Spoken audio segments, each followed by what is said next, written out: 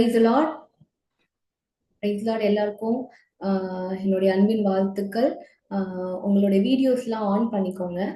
So வந்து connect பண்றவங்க தொடர்ந்து கனெக்ட் பண்ணட்டும். பட் நம்ம வந்து மீட்டிங்குள்ள இந்த டீச்சிங் மீட்டிங்குள்ள நம்ம வந்து போகலாம், சரிங்களா? ஸோ எல்லாரும் உங்களுடைய வீடியோவை ஆன் பண்ணிக்கோங்க. கௌரி சிஸ்டர், கலா சிஸ்டர் ஆன்ல தான் இருக்கீங்க. வீடியோ ஆன் பண்ணிக்கோங்க. ஜாய்ஸ் உன்னால முடிஞ்சா ஆன் பண்ணிக்கோ, சரியா? சரி, எனக்கு கொஞ்சம் வந்து ஓகேக்கா. முகத்தை பார்த்து பேசுறதுக்கு கொஞ்சம் சந்தோஷம்.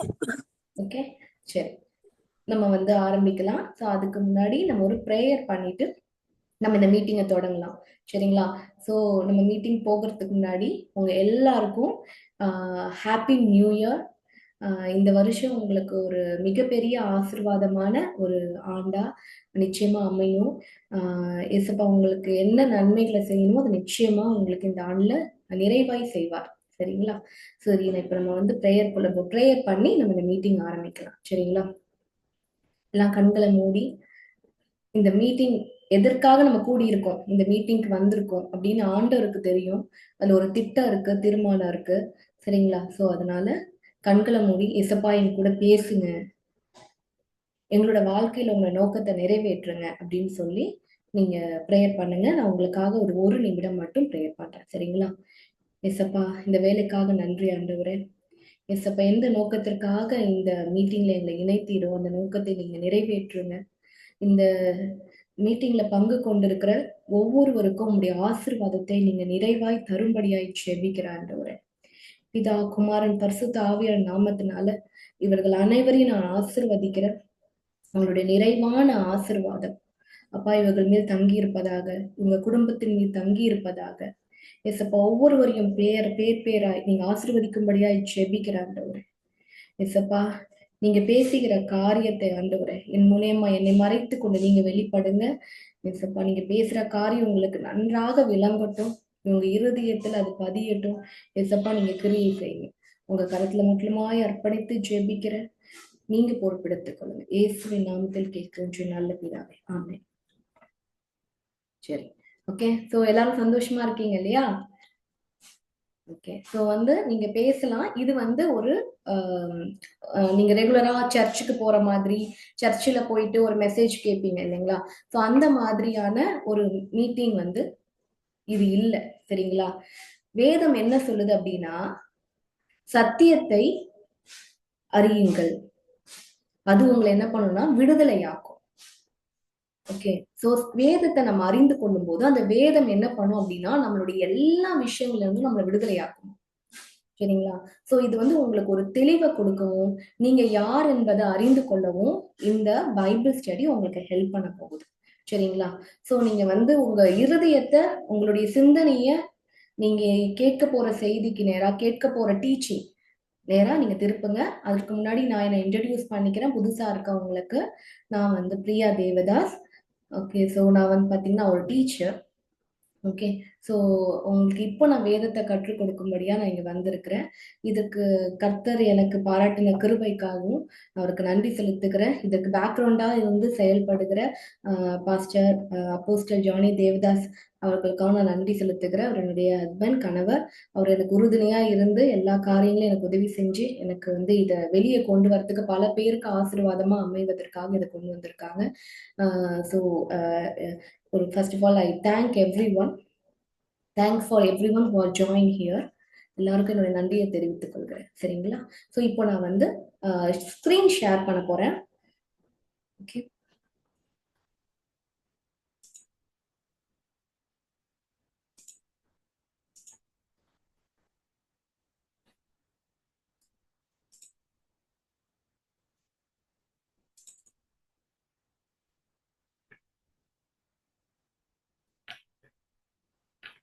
எல்லாருக்கும் ஸ்க்ரீன் தெரியுதா?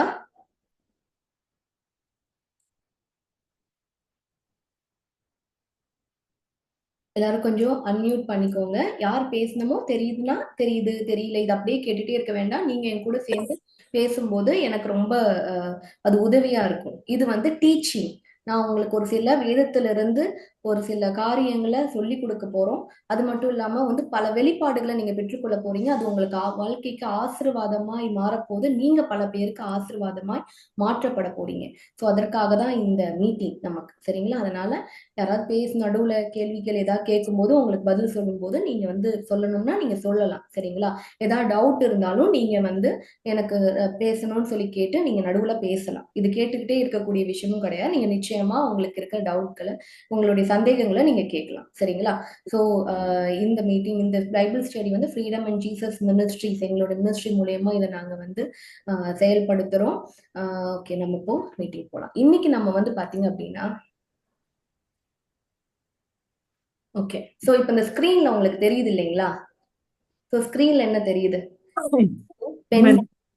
பெண்கள். ஸோ நம்ம எல்லாரும் பெண்களா இங்க கூடி இருக்கிறோம், சரிங்களா? நம்மளுடைய இப்ப பெண்கள் அப்படின்னு இருக்கும்போது நம்ம பல தரப்பட்ட வேலைகள்ல நம்ம ஈடுபட்டு நம்ம பல காரியங்களை நம்ம ஒவ்வொரு நாளும் செய்து கொண்டு இருக்கிறோம். ஒரு குடும்பத்துக்கு பெண் என்றவங்க ரொம்ப முக்கியமானவங்க.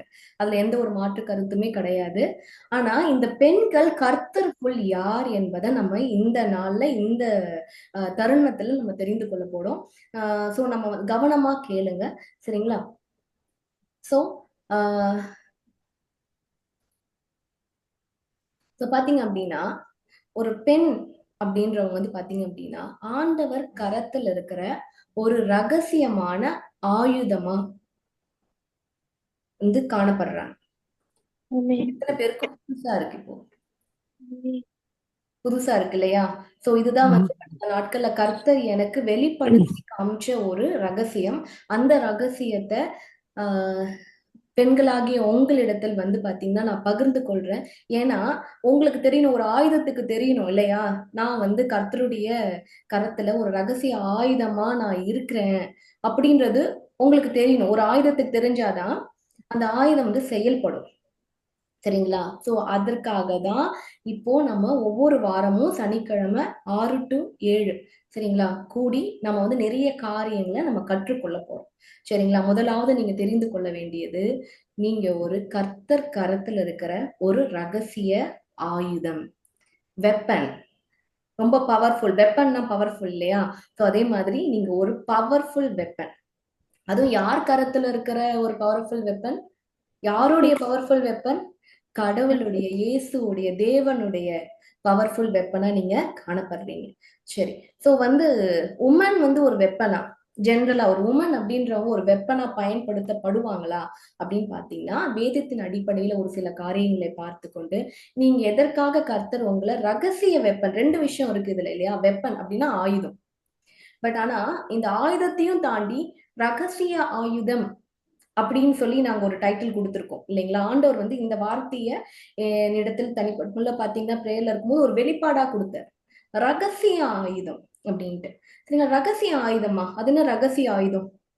ரகசிய ஆயுதம் இப்போ உங்க கையில வந்து ஒரு சீக்ரெட் மணி இருக்குன்னு வச்சுக்கோங்களேன்.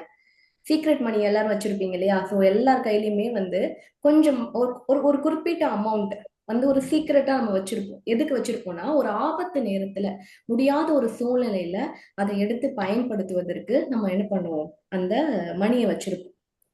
எங்க அம்மாவே சொல்லுவாங்க எப்பயுமே எனக்கு, எப்படின்னா ஒரு 500 ரூபாவது நீ என்ன பண்ணிக்கோ, தனியா வந்து எவ்வளவு செலவு பண்ணாலும் கையில ஒரு 500 ரூபாவது கையில வச்சுக்கோ அப்படின்னு சொல்லுவாங்க. அது வந்து ஒரு ஆபத்து நேரத்துல உனக்கு உதவி செய்யும் அப்படின்னு சொல்லுவாங்க. சோ அதே மாதிரி எல்லாருமே வந்து சீக்ரெட்டா ஒரு சில விஷயங்கள், சீக்ரெட் மணி அப்படின்னு சொல்லுவோம், சரிங்களா? சோ அந்த மாதிரி எதுக்காக அந்த பொருட்களை நம்ம வைத்துக் கொள்றோம் அப்படின்னா, நம்ம வந்து ஒரு ஆபத்து நேரத்துல பயன்படுத்துறது, ஒரு இக்கட்டான நேரத்துல பயன்படுத்துறது. முக்கியமா அது அது வந்து சீக்ரெட் அப்படின்னா என்னது? யாருக்கும் அது தெரியக்கூடாது, ரகசியமா இருக்கணும். சீக்ரெட்னாவே ரகசியம். சோ அப்போ ஒரு உமனை வந்து பாத்தீங்கன்னா ஒரு ரகசிய ஆயுதமா கர்த்தர் மறைத்து வைத்திருக்கிறார்னா அதற்கு ஒரு காரணம் இருக்குமா, இருக்காதா? அது ஏன் இப்ப சொல்லணும் ஆண்டவர்? இப்ப ஏன் வெளிப்படுத்தணும்? அப்ப அதற்கு ஒரு காரணம் இருக்கும் இல்லையா? எல்லாவற்றுக்கும் ஒரு காரணம். அப்போ இதுதான் இது இது ஏதாவது ஒரு பிரச்சனைக்குரிய நேரமா? இந்த சீக்ரெட்டை ஏன் ஆண்டவர் ரிவீல் பண்ணணும்? அவங்க ஊழியக்காரங்க மூலியமா ஏன் ரிவீல் பண்ணணும்? ஏன் இப்ப இந்த மீட்டிங்லாம் நீங்க அட்டன் பண்ணணும்? எல்லாவற்றுக்கும் ஒரு நோக்கம் இருக்கு, ஒரு காரணம் இருக்கு, சரிங்களா? சோ மேற்கொண்டு நீங்க கேளுங்க, சரிங்களா? இப்ப வேதத்திலிருந்து இது போல சீக்கிரட்டா செயல்பட்ட, அதாவது ஆண்டவர் ரகசியமாவே வச்சிருந்து கடைசி நேரத்துல வெளிப்படுத்தப்பட்ட ஒரு சில வெப்பன்ஸை பத்தி நான் உங்களுக்கு காமிக்க போறேன். ஸோ இவங்க யாரும் கிடையாது, உங்களை மாதிரி என்ன மாதிரி ஒரு பெண்களா இருக்கிறவங்கள ஆண்டவர் எப்படி பயன்படுத்திருக்கிறாரு அப்படின்றத நம்ம பார்க்க போறோம். சரிங்களா? சரி. ஸோ இவங்கள இப்போ உங்களுக்கு ஸ்கிரீன் தெரியுது இல்லையா? இந்த ஸ்கிரீன்ல வர்ற இவங்கள தெரியுமா உங்களுக்கு? ஸோ இங்கிலீஷ்ல இருக்கு, பட் இருந்தாலும் நான் நம்புறேன் ஒரு சில பேரால படிக்க முடியும் அப்படின்ட்டு. ஸோ இதுல இருக்கிற பெயர் வந்து சாரா, தமிழ்ல சாராள் அப்படின்னு நம்ம சொல்லுவோம். சரிங்களா? ஸோ சாராள் யார்? யாராவது ஒருத்தவங்க எனக்கு பதில் சொல்லுங்க. சாராள் யார்? யாருக்கு தெரியும் சாராள் யாருன்ட்டு? ஆப்ரஹாமோட ஃபர்ஸ்ட் ஒய்ஃப். Very good. ஆப்ரஹாமோட ஃபர்ஸ்ட் ஒய்ஃப். ஸோ இப்படிதான் நம்ம சாராளை பத்தி அறிமுகம் இப்போ இங்க எழுதி இருக்கு, பட் இருந்தாலும் நம்ம எல்லாருக்கும் இப்படிதான் தெரியும், அப்படிதானே? சாராள் வந்து ஆபிரகாமுடைய முதல் மனைவி அப்படின்னு தான் ஒரு 90 எனக்கே நேற்றுதான் இந்த காரியத்தை ஆண்டவர் வெளிப்படுத்தினார். சரிங்களா? சோ சாராள் ஒரு கணவருடைய ஒரு மனைவி, அவர் ரொம்ப நல்லவங்க, இதுதான் எனக்குமே தெரிந்தது. ஒரு சில காரியங்கள் வந்து அவங்கள கொஞ்சம் டீப்பா எனக்கு தெரிந்திருந்தாலும் ஒரு சில ரகசியத்தை ஆண்டவர் நேத்து தான் எனக்கே வெளிப்படுத்தி காமிச்சார். ஆக்சுவலா அதான் உங்க கூட நான் பகிர்ந்து கொள்ள போறேன். இது ரொம்ப ஆசீர்வாதமாவும் பிரயோஜனமாவும் இருக்கும் உங்களுக்கு. சரிங்களா? சாராள் வந்து ஆபிரகாமுடைய முதல் மனைவி. ஆபிரகாம் யார்? விசுவாசத்தின் தந்தை. விசுவாசத்தின் தந்தை. சூப்பர் கௌரி. அப்புறம் வேற ஏதாவது ஆபிரகாம் பத்தி? விஜயகுலா சிஸ்டர், உங்களுக்கு ஏதாவது தெரியுமா ஆபிரகாம் பத்தி? Sorry, ma'am. I don't know anything about that. You don't know anything about that. Okay. So can you understand Tamil? Tamil புரியுமா? புரியும். Okay, okay. Right. Okay. So super. So இப்போ நான் உங்களுக்கு சொல்றேன் ஆபிரகாம் பத்தி. ஆபிரகாம் வந்து பாத்தீங்க அப்படின்னா அவர் வந்து கடவுளோடு ஒரு நெருங்கி இருந்த ஒரு மனிதர். அது மட்டும் இல்லாம அவரை வந்து பெயர் சொல்லி அழைக்கிறார். கடவுள் வந்து ஒரு திட்டத்துக்காக, ஒரு நோக்கத்துக்காக அவர் என்ன பண்றாரு அப்படின்னா, அவருடைய ஃபேமிலியில இருந்து, அவருடைய ஊர்ல இருந்து, சொந்த பந்தங்கள் எல்லார் மத்தியில இருந்து என்ன பண்றாங்க அப்படின்னா, தனியா நீ மட்டும் வாப்பா, எனக்கு நீ வேணும், நான் உனக்கு கொண்டு ஒரு பெரிய காரியத்தை செய்ய போறேன் அப்படின்னு சொல்லி பேர் சொல்லி கூப்பிடுறாராம். இப்போ நான் வந்து கூப்பிட்டேன் இல்லைங்களா? சோ இப்போ விஜயகலா சிஸ்டர் என்ன பண்ண கூப்பிட்டேன், பேர் சொல்லி கூப்பிடும் போது நீங்க என்ன பண்றீங்க? யூ ஃபெல்ட் என்னதான் கூப்பிடுறாங்க, தே ஆர் காலிங் மீ அப்படின்னு ஒரு இம்பார்ட்டன்ஸ் உங்களுக்கு தெரிஞ்சது இல்லைங்களா? அதே மாதிரி ஒவ்வொருத்தவங்களையும் பெயர் சொல்லி கூப்பிடும்போது நமக்கு ஒரு முக்கியத்துவம் இருக்கு இல்லையா? அது மாதிரி ஒரு முக்கியமான ஒரு நபர் சரித்திரத்துல ஆபிரகாம் அப்படின்றவரு. அவர் வந்து அவருடைய பேர் வந்து அபிராம் முன்னாடி இருந்தது. சரிங்களா? அவரை பேர் சொல்லி கடவுள் கூப்பிடுறாரு, வாங்க நீ வா, வெளியே வா, உன் ஃபேமிலில இருந்து வெளியே வா, உன்னுடைய எல்லா ரிலேஷன்ஸையும் விட்டுட்டு வா, உன்னுடைய பழக்க வழக்கத்தெல்லாம் விட்டுட்டு வா, நான் உன்னை ஒரு செப்பரேட்டா ஒரு பெரிய ஒரு தேசமாய் உன்னை மாற்றுவேன், உன்னை ரொம்ப ஆசீர்வதிப்பேன் அப்படின்னு சொல்லிட்டு கடவுள் கூப்பிடுறாரு. சரிங்களா? சோ இது போல ஆபிரகாம வந்து அழைத்து அவரை வந்து என்ன பண்ண வைக்கிறார் அப்படின்னா, பல இடங்களுக்கு கூட்டிட்டு போய் பல விஷயங்களை அவர் சொல்லி தந்து அவரை வந்து ஒரு நீதிமானாய், ஒரு விசுவாசத்துல சிறந்தவரா ஆபிரகாம மாத்துறாரு. நம்ம வேதத்தின் அடிப்படையில பார்க்கும்போது கடவுள் வந்து பாத்தீங்க அப்படின்னா 10 தடவைக்கு 10 டைம்ஸ் ஆபிரகாம் கூட தரிசனத்திலையும் சரி, இல்ல பக்கத்துல உட்கார்ந்து பேசுற மாதிரியும் சரி, இல்ல மேல இருந்து ஒரு சத்தத்தின் மூலியமாவோ இல்ல ஒரு தூதன் வெளிப்பட்டோ எப்படியோ 10 முறை ஒரு சூப்பர் நேச்சுரல் அப்படின்னு சொல்லுவோம் இல்லைங்களா? அதாவது கடவுள் டைரக்டா பேசினா அப்படி இருக்கும்.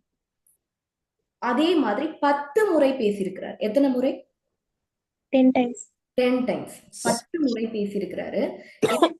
ஒவ்வொரு டைமும் பேசும்போது அந்த ஆபிரகாம் அப்படின்ற அந்த மனுஷனை ரொம்ப பலப்படுத்துவார். எப்படி பலப்படுத்துவார் அப்படின்னா, அவர் வந்து நீ உன்னை நிச்சயமா நான் ஆசீர்வதிப்பேன், பூமியில இருக்க தேசங்கள் எல்லாம், பூமியில இருக்க ஜனங்கள் அத்தனை பேரும் உன் மூலியமா ஆசீர்வதிக்கப்படுவாங்க.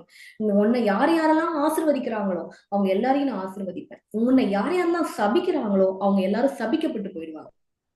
இப்படி என்ன பண்ணுவாரு? ரொம்ப பெரிய வாக்கு தத்தங்கள். இப்ப கூட நம்ம பாட்டு பாடும்போது நிறைய சர்ச்ல நம்ம பாடுறோம், ஆபிரகாமின் ஆசீர்வாதம் எனக்கு தந்தீரையா, என் தலை மீது தந்தீரையா அப்படின்னு சொல்லி, ஏசப்பா எனக்கு ஆபிரகாமோட ஆசீர்வாதத்தை தாங்க அப்படின்னு சொல்லி ஜெபிக்கிற பல பேர் நம்ம மத்தியில இருக்கிறோம் இல்லைங்களா? உண்மைதானே? சோ வந்து பாத்தீங்க அப்படின்னா அப்படிப்பட்ட ஒரு ஆசீர்வதிக்கப்பட்ட மனுஷன் தான் ஆபிரகாம். அந்த ஆபிரகாமுடைய மனைவி தான் சாராள். சரிங்களா? சோ ஆபிரகாம் வாழ்க்கையில பல இன்சிடென்ட்ஸ் நடந்தது. சரியா? வைஃபை போட்டிருக்கீங்களா? ஒரு சரி, ஆண்டவர் அழைச்சிட்டாரு. அவர் வந்து என்ன பண்றாரு, ஆசீர்வதிச்சிட்டாரு. பல இடங்களுக்கு கூட்டிட்டு போறாரு. கூடவே அவங்க வைஃப் சாராவும் கூடவே போறாங்க. அவர் எந்த வயசுல ஏசப்பா அழைத்தாரு, எல்லாரையும் பிரித்து கூட்டு வந்தாரு பாத்தீங்க அப்படின்னா, அவரை கூட்டிட்டு வந்தது 70 அழைத்தார். ரொம்ப வயதான ஒரு நாட்கள், 75 வயதுல அழைக்கிறார். இந்த பொண்ணு பேசுறது, அந்த பொண்ணு பேசுறது, இந்த பொண்ணு பேசுறது. ஏதாவது டிஸ்டர்பன்ஸ் இருந்துச்சு அப்படின்னா இது ஓகே.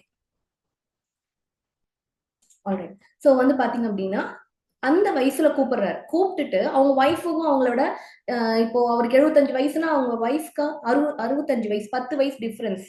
யாருக்கும் ஆபிரகாமுக்கும் சாராக்கும் 10 வயசு டிஃபரன்ஸ். 2 பேருக்கும் குழந்தை கிடையாது.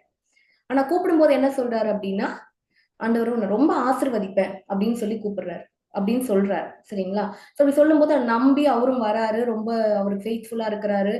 ஆண்டவரை மட்டுமே ஆராதிக்கிறாரு. இது மாதிரிலாம் பண்ணிட்டு இருக்கும்போது அவர் பல இடங்களுக்கு போறாங்க. போயிட்டு போயிட்டு இருந்தாலும் பல ஆசீர்வாதங்களை அவர் பார்த்தாலும் அவருக்குள்ள ஒரு கவலை என்னன்னா, அவங்க 2 பேருக்குமே குழந்தை கிடையாது.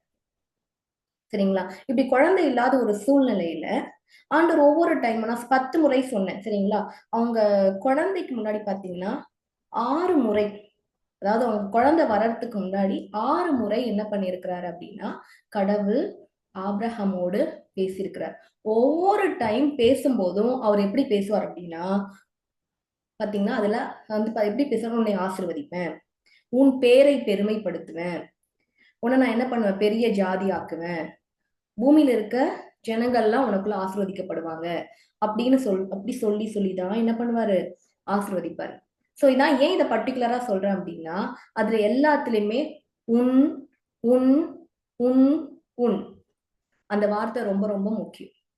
உன்ன என்ன, அது சிங்குலரா ப்ளூரலா, ஒருமையா பன்மையா? ஒருமை. ஒவ்வொரு டைமும் அவர் கூப்பிடும்போது எப்படி கூப்பிடுவாரு, எப்படி ஆசீர்வதிப்பாரு, உன் உன் உன். அப்போ நம்ம எல்லாருக்கும் எப்படி தெரியும்னா, அது ஆபிரகாமின் ஆசீர்வாதம் அப்படின்னு மட்டும்தான் நமக்கு தெரியும். ஆக்சுவலா என்ன அப்படின்னா, அதுல ஒரு ரகசியம் ஒளிந்து கொண்டு இருக்கு. அது ஆபிரகாமின் ஆசீர்வாதம்னு வெளியே தெரிந்தாலும் அதுல யாருடைய ஆசீர்வாதம், யார் ஒரு மறைமுக ரகசிய ஒரு ஆயுதமா மறைந்திருக்கிறாங்க அப்படின்னா சாராள். இதை நான் வேதத்தின் அடிப்படையில நான் உங்களுக்கு வெளிப்படுத்தப்படுறேன். ஆனா வேதத்துல பார்க்கும்போது சாராளுக்கு பெரிய இம்பார்ட்டன்ஸ் கிடையாது. 10 முறை கடவுள் வந்து ஆபிரகாம் கூட பேசியிருக்கிறார் இல்லையா, சாராள் கூட எத்தனை முறை பேசியிருக்கிறார் தெரியுமா? அது சூப்பர் எல்லாம் கிடையாது, சாதாரண ஒரு மனுஷ ரூபத்துல தான் பேசுறாரு. எத்தனை முறை? Very good. ஒரே ஒரு டைம் தான் பேசுறாரு. அந்த அளவுக்கு இம்பார்ட்டன்ஸ் கிடையாது. ஆண்டவர் வந்து ஆபிரகாம் கிட்ட பேசிட்டு இருந்த மாதிரிலாம் வந்து சாராள் கிட்ட பேசவே இல்லை. சரிங்களா? புரியுதுங்களா என்ன சொல்றேன்ட்டு? ஆனா கர்த்தர் கரத்துல இருந்த ஒரு மிகப்பெரிய ஆயுதமா யார் இருந்தாங்கன்னா சாராள் இருந்தாங்க. அது தெரியுமா உங்களுக்கு? நம்ம ரகசியத்தை வெளிப்படுத்துவோமா? ஒரு முக்கியமான ரகசியம். இப்ப நம்ம நாட்டுல பெரிய ஆயுதங்கள்லாம் இருக்கு. அந்த ஆயுதம் நமக்கு ஒரு ஆபத்து வரும்போது எடுத்து பயன்படுத்துவதற்காக உள்ள வச்சிருக்கிறாங்க. பெரிய பெரிய ஆயுதம், அந்த அக்னி ஆயுதம் இருக்கு, அப்துல் கலாம் கண்டுபிடித்த நிறைய ஆயுதங்கள்லாம் இருக்குன்னு சொல்றாங்க. சரிங்களா? இதெல்லாம் எங்க இருக்குன்னு தெரியுமா? அதோட பேரையோ அதோடைய விபரத்தையோ வெளியே சொல்லிட்டு இருப்போமா? சொன்னா என்ன ஆயிடும்? அந்த ஆயுதம் இருக்கிற கரெக்டான இடத்துல வந்து அந்த ஆயுதத்தை அழிச்சிட்டு நம்ம நாட்டை என்ன பண்ணிடுவாங்க, அழிச்சிட்டு போயிடுவாங்க. கரெக்டா? அப்ப ஆண்டோடைய திட்டம் நிறைவேறும்னா அவரும் அந்த ஆயுதத்தை அவ்வளவு சீக்கிரம் வெளியே சொல்ல மாட்டார். வேதம் சொல்லுகிறது, காரியத்தை மறைப்பது கர்த்தருக்கு மேன்மை, காரியத்தை ஆராய்வதோ யாருக்கு மேன்மை தெரியுமா? யாருக்கு மேன்மை? காரியத்தை மறைப்பது கர்த்தருக்கு மேன்மை. இது வசனம். அதே வசனத்துல அடுத்த பகுதி வரும், காரியத்தை ஆராய்வது யாருக்கு மேன்மை? ராஜாக்களுக்கு. சரியா? சோ இப்ப நம்ம தான் அந்த ரகசியத்தை கற்றுக்கொண்டு இருக்கிறோம். நம்ம தான் ராஜாக்கள். ஓகேவா? புரியுதுங்களா? ஆராய்ந்து பார்க்கிறோம். we are all like king and queens. சரிங்களா? புரியுதுங்களா என்ன சொல்றேன்ட்டு? சோ இப்ப இந்த காரியத்தை ஆண்டவர் வெளிப்படுத்தி காட்டுறாருன்னா அப்படிப்பட்ட பிரிவிலேஜ் கொடுத்திருக்கிறார். சரிங்களா? புரியுதா? சோ இப்ப வந்து அவர் மறைச்சு வச்சிருக்கிறார், ஒரு ஆபத்து வர்ற நேரத்துல பயன்படுத்தணும். சாராள் வெளியவே தெரிய மாட்டாங்க, எந்த இடத்துலயுமே வெளியே தெரிய மாட்டாங்க. ஈவன் ஆபிரகாமுக்கே தெரியாது சாராள் தான் இங்க பாயிண்ட் அப்படின்ட்டு. புரியுதுங்களா என்ன சொல்றேன்ட்டு? ஓகே. சோ பாத்தீங்க அப்படின்னா ஆண்டவர் பேசிக்கிட்டே இருக்கிறார். சாராளும் ஆபிரகாம் கூட அங்கேயும் இங்கேயுமா அவங்க சொந்த ஊர்ல இருந்து அப்படியே வந்து கானான் தேசத்துக்கு போவாங்க. கானான் அப்படின்ற தேசத்துல இருந்து எகிப்துக்கு போவாங்க. திரும்பியும் கானானுக்குள்ளே வருவாங்க. இந்த மாதிரி அப்படி இப்படிமா அலக்கழித்து பல இடத்துல என்ன பண்ணுவாங்க, போயிட்டு போயிட்டு வருவாங்க. சாராளும் போய்கிட்டே இருப்பாங்க. ஆண்டவரும் இவர் சோர்ந்து போற நேரத்தெல்லாம் பலப்படுத்தி நீ இருப்பா, உன்னை கண்டிப்பா ஆசீர்வதிப்பம்பா, கண்டிப்பா ஆசீர்வதிப்பம்பா அப்படின்னு சொல்லியே என்ன பண்ணுவாரு, பலப்படுத்திக்கிட்டே இருப்பாரு. அவனும் கர்த்தரை ஆபிரகாமும் என்ன பண்ணுவாரு, விசுவாசிப்பாரு. இப்படியே போயிட்டு இருந்தது. சரி, கரெக்டா வந்து பாத்தீங்க அப்படின்னா ஒரு பாயிண்ட் வந்துச்சு. சரிங்களா? இந்த வசனம் முதல் முறையா ஃபர்ஸ்ட் டைம் வந்து பாத்தீங்க அப்படின்னா டைரக்டா நம்ம சாரால தேவன் ஆசீர்வதிக்கிறார். சரியா? சாரால ஆசீர்வதிச்சு ரெண்டு இடத்துலதான் வேதத்துல இருக்கு. சேம் அதிகாரத்துல, அதுவும் இதே அதிகாரத்துல இருக்கு. புரியுதுங்களா? சோ இந்த வசனம் யாரால படிக்க முடியும்? தமிழ்லயே இருக்கு. நான் அவளை ஆசீர்வதித்து அவளாலே உனக்கு ஒரு குமாரனையும் தருவேன். அவள் ஜாதிகளுக்கு தாயாகவும் அவளாலே ஜாதிகளின் ராஜாக்கள் உண்டாகவும் அவளை ஆசீர்வதிப்பேன் என்றார். Very good. சரிங்களா? இதுல ஒரு பாயிண்ட் இருக்குன்னு தெரியுமா? இது வரைக்கும் ஆண்டவர் வந்து 4 முறை பேசியிருக்கிறாரு. 4 முறை பேசி இருந்தோம் வந்து பாத்தீங்க அப்படின்னா ஆண்டவர் வந்து ஒரே ஒரு சீக்ரெட்டை மட்டும் ஆபிரகாம் கிட்டே மறைச்சுக்கிட்டே இருப்பார். என்ன தெரியுமா? நான் உன்னை ஆசீர்வதிப்பேன், உனக்கு பிள்ளை தருவேன், எல்லாமே சொல்லிட்டு இருப்பாரு. ஆனா உன் சந்ததியில ராஜாக்கள் வருவாங்க. யார் வருவாங்க? ராஜாக்கள் வருவாங்கன்னு சொல்ல மாட்டார். சரிங்களா? புரியுதா என்ன சொல்றேன்ட்டு? இப்போ இத வந்து கர்த்தர் வந்து என்ன சொல்றாருன்னா, நான் அவளை ஆசீர்வதி. இங்கிலீஷ்ல பாத்தீங்க அப்படின்னா உங்களுக்கு பார்க்கும்போது ஒரு நிமிஷம் மேல பாத்தீங்கன்னா I will bless her richly. அந்த வேர்ட் புரியுதா? I will bless her richly. And she became the mother of many nations. She will become the mother of many nations. The kings of nations will be among her descendants. இந்த words வந்து எவ்வளவு powerful words. புரியுதா என்ன சொல்றேன் அப்படின்ட்டு? ஒரு மனுஷனை ஆசீர்வதிப்பான், பூமியில இருக்க ஜனங்களை ஆசீர்வதிப்பான். ஆனா இப்போ ஒரு சீக்ரெட்டை சொல்றாரு, கிங்ஸ் ஆஃப் நேஷன்ஸ். சோ இதுல பாயிண்ட் என்னன்னா, சாராளுடைய சந்ததியிலிருந்து வந்தவர் தான் இயேசு கிறிஸ்து. புரியுதுங்களா என்ன சொல்றேன்ட்டு? புரியுதா என்ன பாயிண்ட்? சோ இது ஒரு ரகசியமா வச்சிருந்தார். சரிங்களா? சோ ஏன் வந்து பர்டிகுலரா சாரால் வந்து ஒரு ரகசிய ஆயுதமா கர்த்தர் வைத்திருந்தார் அப்படின்னு நான் ஏன் சொல்றேன் அப்படின்னா, ஆபிரகாமுக்கு சாரால் முதல் மனைவியா இருந்தாலும் கர்த்தர் வந்து ஆபிரகாமை பலப்படுத்தி கொண்டே இருக்கிற ஒரு நாட்களுக்குள்ள இருந்தாலும் வந்து பாத்தீங்க அப்படின்னா ஒரு சூழ்நிலைகள் வருது. சூழ்நிலைகள் வரும்போது நம்ம சாராலே என்ன பண்றாங்க, எனக்கு இனிமேலாம் புள்ள பறக்காதுங்க, எனக்கு வயசு ஆயிடுச்சு, எனக்கு வந்து இப்ப 75 வயசு ஆயிடுச்சு. அதாவது இவங்க வந்து 10 வருஷம் ஆயிடுச்சு. 75ல ஆபிரகாம் வராருன்னா சாராளுக்கு எவ்வளவு வயசு ஆகும்? 65 வயசு. 10 வயசு டிஃபரன்ஸ் இல்லைங்களா? இப்போ இவங்க அவங்க தேசத்துல இருந்து வெளியே வந்து 10 வருஷம் ஆயிடுச்சு. 10 வருஷம் ஆனதுக்கப்புறம் இப்போ அவங்க 10 வருஷம் அதிகமா இருப்பாங்க இல்லையா? 75னா நம்ம ஆபிரகாமுக்கு எவ்வளவு வயசாயிருக்கும்? 85 வயசாயிருக்கும். சாராள் அம்மாவுக்கு எவ்வளவு வயசாயிருக்கும்? 65 வயசாயிருக்கும். 65 வயசு ஆயிடுச்சு, இனிமேலாம் எனக்கு குழந்தை எல்லாம் பிறக்கிறதுக்கு வாய்ப்பே கிடையாது, கர்த்தரும் உங்களுக்கு பிள்ளைய கொடுக்குறேன்னு சொல்லிட்டாரு, நீங்க என்ன பண்ணுங்க, என்னுடைய அடிமை பெண்ணாகிய ஆகாரோடு இணைந்து நீங்க என்ன பண்ணுங்க, ஒரு பிள்ளைய பெத்துக்கோங்க அப்படின்னு சொல்லி 2 பேருமா அவங்களே திருமணம் பண்ணி வைக்கிறாங்க. கல்யாணத்துக்கு அப்புறம் என்ன ஆகுது, அவங்களுக்கு இமிடியட்டா அடுத்த வருஷமே குழந்தை பிறகுது. அப்போ வந்து பாத்தீங்கன்னா பிரச்சனை யார்கிட்டதான் இருந்திருக்கு? சாராள் கிட்டதான் இருந்திருக்கு. ஆபிரகாமால இன்னொரு மனைவியோட என்ன பண்ண முடியும்? குழந்தை பெத்துக்க முடியும். சரியா? ஆகாருக்கு 75 வயசு 85 வயசு இப்ப வந்து யாருக்குன்னா ஆபிரகாமுக்கு. அந்த டைம்ல அவருடைய 86 வயதுல ஆகார் மூலியமா இஸ்மவேல் ஒரு மகனை பெற்றுக்கொள்றாரு. யார் பெற்றுக்கொள்றாரு? ஆபிரகாம். இந்த மகன் யாருன்னா ஆபிரகாமுக்கும் ஆகாருக்கும் பிறந்த ஒரு மகன். எத்தனை வயசுல குழந்தை பிறக்குது ஆபிரகாமுக்கு? இப்போ 86 வயசுல குழந்தை பெத்துக்கொள்கிற பலன் ஆபிரகாமுக்கு அப்போ இருந்து பிள்ளை பிறக்குது. ஆனா இதுக்கு முன்னாடி இது வரைக்கும் பாத்தீங்கன்னா கடவுள் 4 முறை, எத்தனை முறை?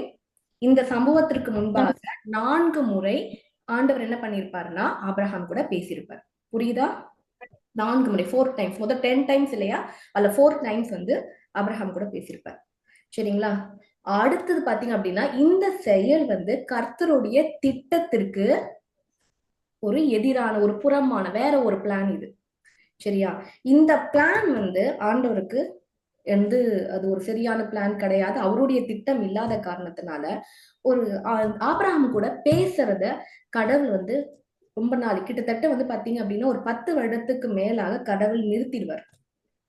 புரியுதா? அடுத்து எப்ப பேசுவார் அப்படின்னா ஆபிரகாமுக்கு 99 வயது ஆகும் போதுதான் மறுபடியும் என்ன பண்ணுவாருன்னா ஆபிரகாம் கூட மறுபடியுமா கடவுள் பேச ஆரம்பிப்பாரு. இது எத்தனாவது முறை? 5th டைமா என்ன பண்றாரு? கடவுள் பேசுறாரு. பேசி முதல் வார்த்தை என்ன சொல்வாரு? எனக்கு நீ பயந்து உத்தமனாயிருன்னு சொல்வார். என்ன சொல்வாரு ஆபிரகாம் கிட்ட? அதுல என்ன கோபம் தெரியுதா அந்த வார்த்தையில? இப்ப நான் சொல்ற வார்த்தைகள்லாம் வேதத்துல இருக்கிற வார்த்தைகள். இதுக்கான நோட்ஸ் எல்லாம் நான் உங்களுக்கு கொடுப்பேன். நீங்க இதை வீட்டுல தியானம் பண்ணி பார்க்கணும். ஒரு கோபம் தெரியும், கர்த்தருடைய கோபம் அந்த இடத்துல தெரியும். நீ எனக்கு பயந்து உத்தமனா இருக்கணும் அப்படின்னு சொல்லிட்டு அடுத்துதான் அந்த அதிகாரம். என்ன அதிகாரம்னா 17ஆம் அதிகாரம். சரிங்களா? இந்த 17ஆம் அதிகாரத்துல சொல்வார், நிறைய சொல்வாரு.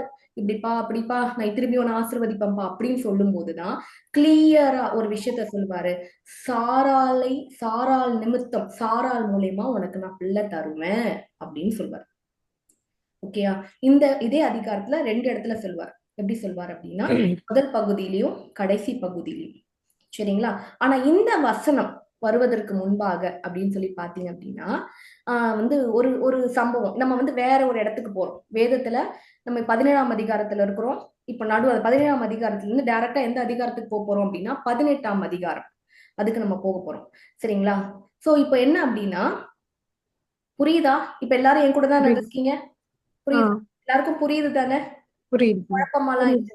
இதெல்லாம் ஒரு முக்கியமான காரியம். எந்த அளவுக்கு இந்த ரகசியத்தை கர்த்தர் பாதுகாத்தார், ஏன் இதை வெளிப்படுத்தினாரு அப்படின்னு சொல்றதுக்காக தான் இந்த அளவுக்கு நான் உங்களுக்கு டீட்டெயில்டா பேசிட்டு இருக்கேன். சரிங்களா? புரியுதுங்களா?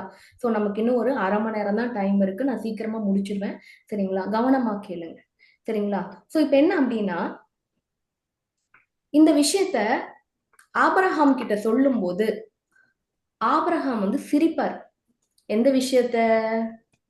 இந்த விஷயத்த, நான் அவளை ஆசீர்வதித்து அவளுக்கு ஒரு குமாரனை தருவேன், அவள் ஜாதிகளுக்கு தாயாகவும் அவளாலே ஜாதிகளின் ராஜாக்கள் உண்டாக்கவும் அப்படின்னு சொன்ன உடனே யாருக்கு தெரியுமா சிரிப்பு வரும்? முதல் சிரிப்பு யாருக்கு சிரிப்பு வரும்? ஆபிரகாம் சிரிப்பாரு. அதுவும் எப்படி தெரியுமா சிரிப்பாரு? மறைஞ்செல்லாம் சிரிக்க மாட்டாரு, அப்படியே வாய் விட்டு சிரிப்பார். கீழே குனிஞ்சுக்கிட்டு வாய் விட்டு சிரிச்சு என்ன சொல்லுவாரு தெரியுமா? என்னது? எனக்கு புள்ள பிறக்க போதா 100 வயசுல? என் மனைவி 90 வயது ஆனா சாராளுக்கு புள்ள பிறக்க போதா அப்படின்னு சொல்லி சிரிப்பார். ஆனா அதுல ஒரு பாயிண்ட் இருக்கு. என்னன்னா, அவர் 100 வயது ஆன தன் நிமித்தம் சிரிக்கல, 90 வயது ஆன தன் மனைவி நிமித்தம் சிரிப்பார். புரியுதுங்களா என்ன சொல்றேன்ட்டு?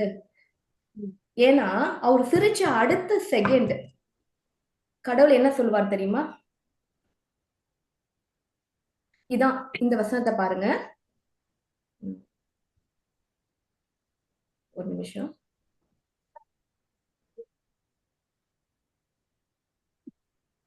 ஓகே பாருங்க. அப்பொழுது ஆபிரகாம் முகம் குப்புற விழுந்து நகைத்து, 100 வயதானவனுக்கு பிள்ளை பிறக்குமோ 90 வயதான சாரால் பிள்ளை பெறுவாளோ என்று தன் இருதயத்திலே சொல்லி கொண்டு.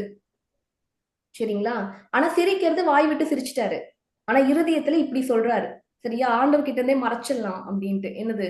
தன்னுடைய மனைவிய பத்தி தன்னை தாழ்வா நினைச்சிட்டு இருக்கிறத மறைக்கிறார். மறைச்சுக்கிட்டு இப்படி எல்லாம் பிள்ளை பிறக்குமா, தன்னை பத்தி அவருக்கு பேசல. அந்த இடத்துல தன் மனைவிய பத்தி பேசுறாரு. அப்படி பேசும்போது எப்படி நான் இவ்வளவு கான்பிடென்டா சொல்றேன் தெரியுமா? ஏன்னா நமக்கு வேணா தெரியாது என்ன நடக்குது ஏது நடக்குதுன்னு. ஆனா கர்த்தருக்கு தெரியும் இல்லையா? ஆண்டவர் கிட்ட ஏதாவது மறைக்க முடியுமா எந்த மனுஷனாவது? இருதயத்தை பார்க்கிற தெய்வம் இல்ல தானே? அவர்கிட்ட மறைக்க முடியாதுல்ல. சரி, இப்படி எல்லாம் அவர் இருதயத்துல நினைச்சுக்கிட்டு அடுத்து என்ன சொல்றாருன்னா, இஸ்மவேல் உமக்கு முன்பாக பிழைப்பானாக அப்படின்னு சொல்லி ஆகாருக்கும் தனக்கும் பிறந்த பிள்ளைக்காக தேவனிடத்தில் என்ன பண்ணுவாரு? விண்ணப்பம் பண்ணுவார். போனதெல்லாம் போட்டு ஆண்டவர், இனிமே எனக்கு ஒரு பிள்ளை கொடுத்தீங்கன்னா ஆக போகுது, இஸ்மவேல் இருக்கான், என்னோட இதுதானே. அவருக்கு என்ன நினைப்புனா, என்னதானே ஆசீர்வதிக்கிறேன்னு சொல்லிட்டு இருந்தாரு. சரி, என்னுடைய என் மூலியமா தானே வந்தான் இஸ்மவேலு, அவன் கூட இருந்துட்டு போட்டுமே.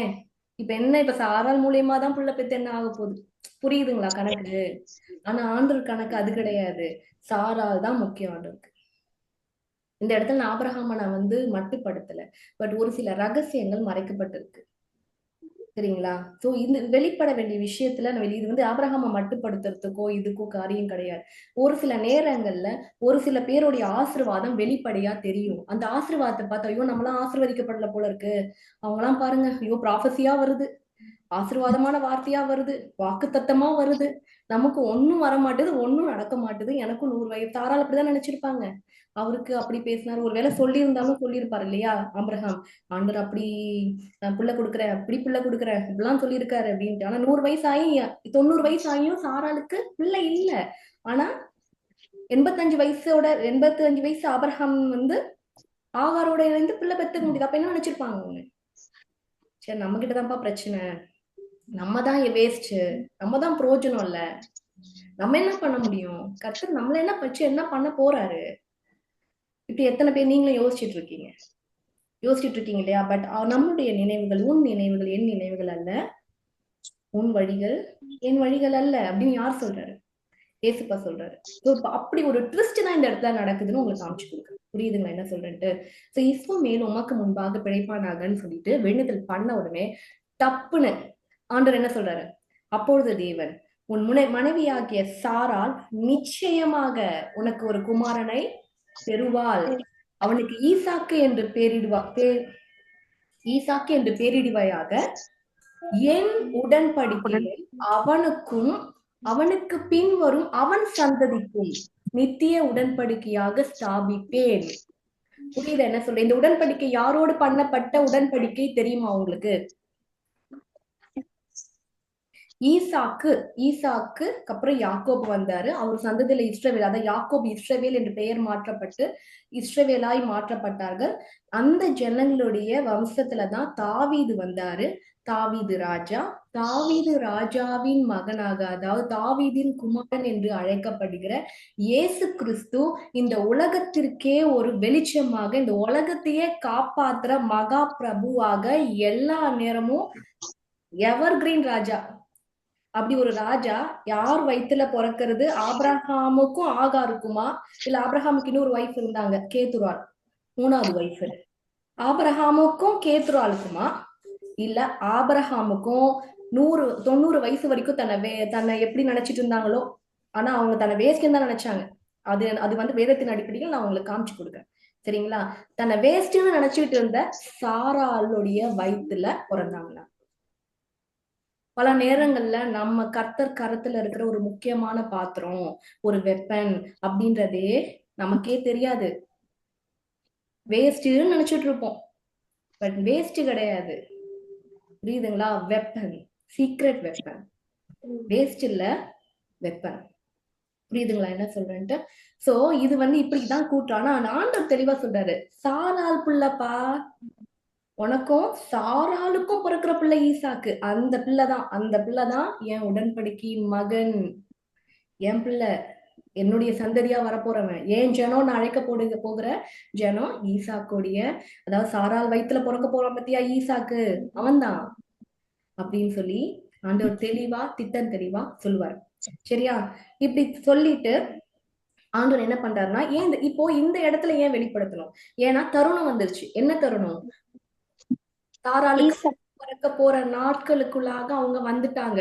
அடுத்து பாத்தீங்கன்னா 1 இயர்ல பிள்ளை யாருக்கு? சாராளுக்கு. அதனால இது ரகசியத்தை வெளிப்படுத்த வேண்டிய நேரமானபடியால் கர்த்தரும் என்ன பண்ணிட்டாரு? அவரும் ஓபன் பண்ணிட்டாரு. அது வரைக்கும் ஆபிரகாமுக்கே தெரியாது, ஆபிரகாம் சாராள் மூலியமா தான் பிள்ளைய நிச்சயமா கர்த்தர் தருவாருன்னு. ரகசியமாவே இருந்துச்சு. இப்ப இந்த ரகசியத்தை கர்த்தர் வெளிப்படுத்துறாரு. இன்னும் பல ரகசியங்களை கர்த்தர் உங்களுக்கு வெளிப்படுத்துவார். அப்பதான் தெரியும் ஏன் இதை வெளிப்படுத்துறாரு. சரிங்களா? போக போக பார்க்கலாம். சரி